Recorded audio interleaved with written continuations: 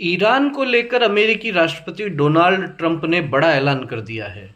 Donald Trump ने कहा है कि जो भी कोई देश ईरान के साथ व्यापार करेगा, अमेरिका उस पर 25% एक्स्ट्रा टैरिफ लगाएगा। पिछले कई महीनों से डोनाल्ड ट्रंप टैरिफ को लेकर लगातार दुनिया के कई देशों को धमका रहे हैं। भारत जब रूस से कच्चा तेल खरीद रहा था तो इससे नाराज होकर 50% टैरिफ ट्रंप ने लगा दिया था।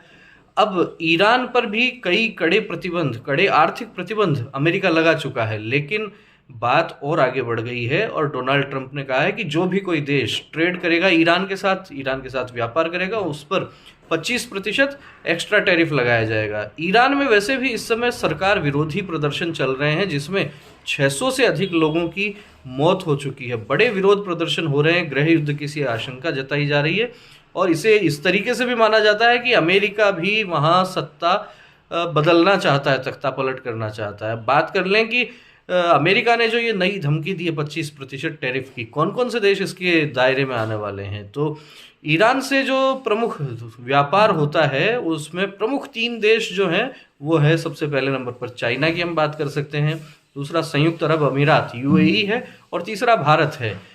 तो भारत पर भी इसका बड़ा असर हो सकता है। 25% एक्स्ट्रा टैरिफ यदि भारत पर लगता है, 50% पहले से लगा हुआ है, तो ऐसे में 75% टैरिफ का सामना करना भारत के लिए खासा मुश्किलों भरा हो सकता है। 75% टैरिफ लगने के बाद भारतीय सामान अमेरिकी बाजार में बेचने में बहुत तकलीफ होगी, निर्यात में समस्याएं आएंगी क्योंकि रेट काफ़ी हाई हो जाती हैं। तो ऐसे में डोनाल्ड ट्रंप ने तो सीधी सीधी चेतावनी दे दी है कि ईरान से व्यापार मत कीजिए और यदि करते हैं तो फिर खामियाजा भुगतने के लिए तैयार रहिए। वहीं एक दिन पहले ही अमेरिका के जो नए राजदूत भारत में आए हैं, उनका ये कहना था कि भारत और अमेरिका पक्के और सच्चे दोस्त हैं।